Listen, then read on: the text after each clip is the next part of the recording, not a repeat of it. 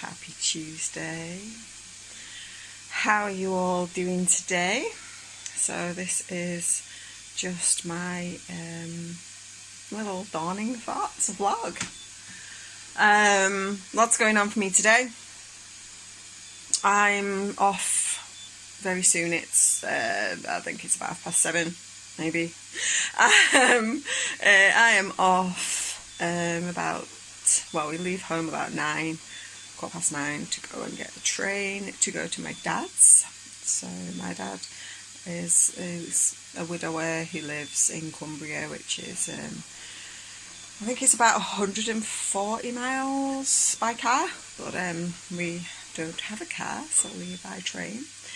And so that's all that is going on for me as a mum today, taking 2 of my girls with me. So lots to think about and consider always. And one of the things that's changed for me over the years of like mindset work and self-development and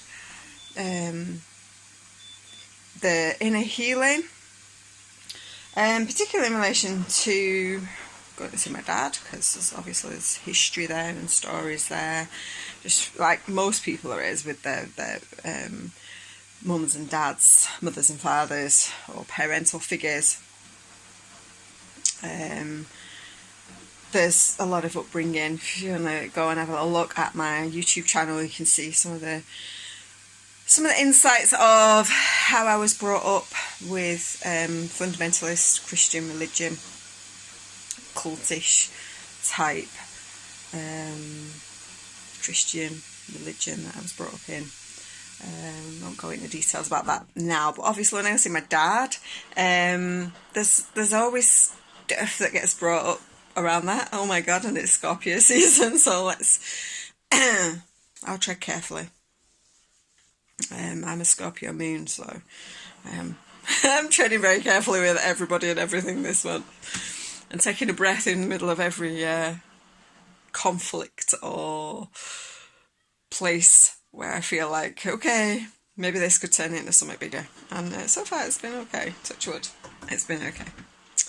So, but yeah, I'm at my dad's this week, so. But obviously he's still in that religion, and he has people around him that are in that religion. And one of the things that I've learned through all the healing and stuff that I have done for myself is to face my triggers. Like, when I'm triggered, when I'm there, have coping mechanisms that like help me get through, so that I'm not so I don't get stuck in the stories. I have a playlist which I will play when he's got things on that I don't want to listen to. I have I will keep up my practices, so my self-care practices, my daily rituals, my journaling and my meditation.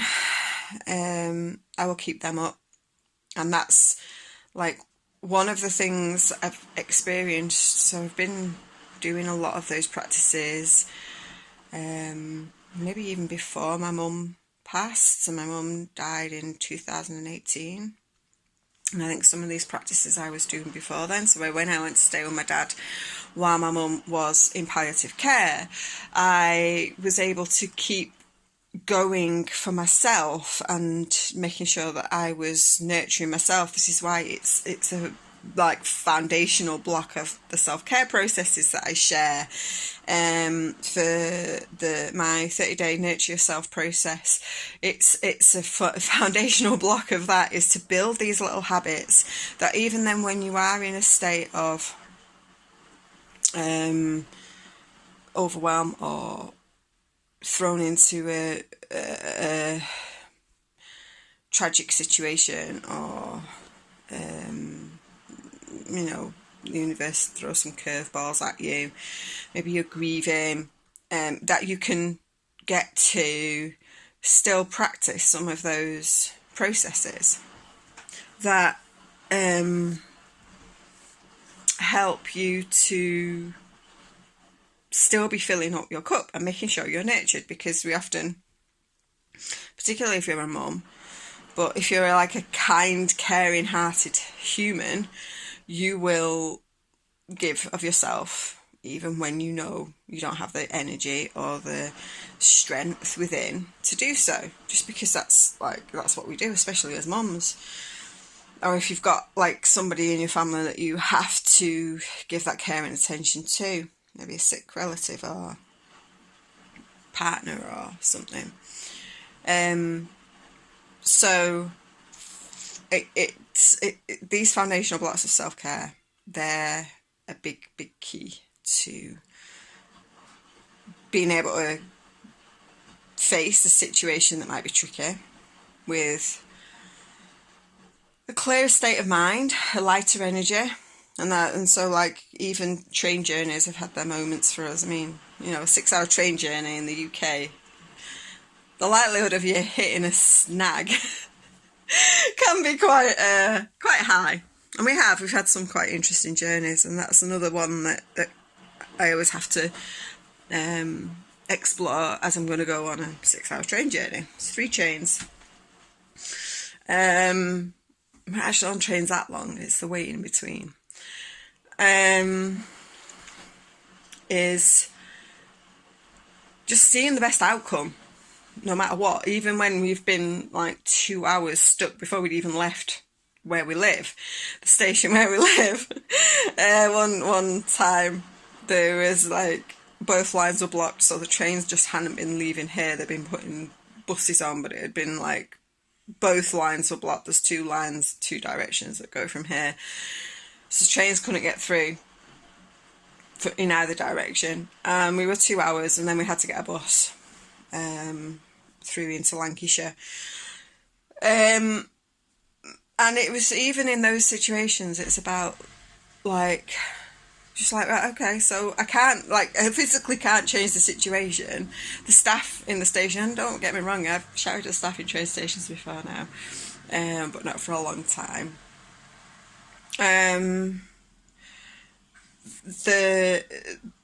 It's not their fault.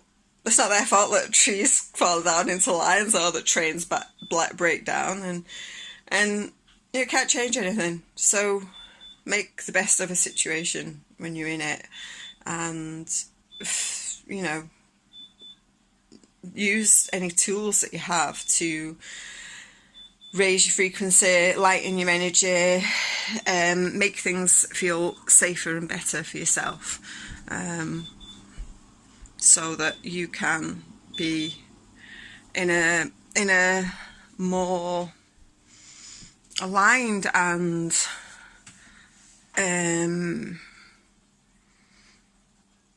contented state of being, and then face whatever you're going through in that way. Now, don't get me wrong, I know it's not always easy, but that's why it takes practice. Like, I've been 6 years at lightening my energy, at finding alignment within myself when things are tricky, facing my demons, my shadows, my triggers, facing those situations where I'm like angry about something or irritated and frustrated, and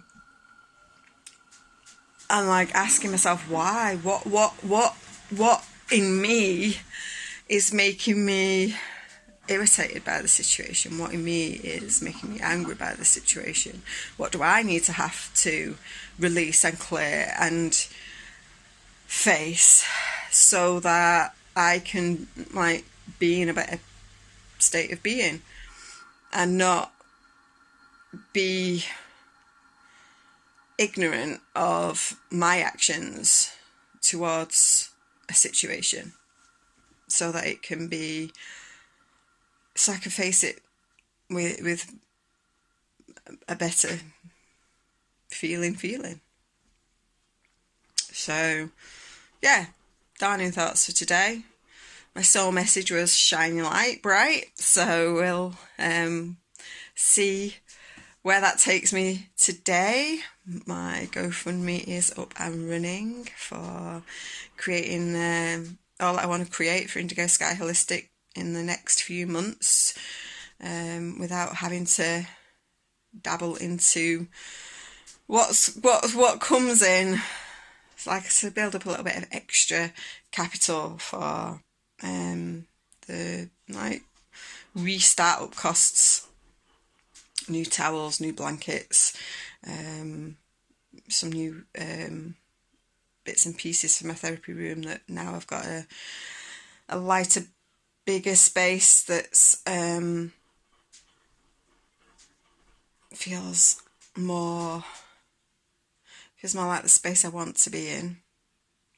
Then I can make it mine a little bit more, even though it's a shared space. It's kind of interesting how we're both managing to be able to bring our own essence to the room without interfering in each other's essence, and create space that way. And we both need the initial tools for some of the things, some new things that I'm offering. I need new tools for, and it's all coming together very nicely. But a little bit of extra energetic support would be appreciated, so I'll drop that link below later on. So have a beautiful Tuesday, and let me know how you cope with those tricky family situations, or those shadows when they come up, and how Scorpio season treating you. I'm fortunate it's not been too bad for me, but I know a fair number of people in my little close collective are seeing that Scorpio energy hit with a bang. Yep. Right, have a beautiful Tuesday, and I will see you in Cumbria tomorrow.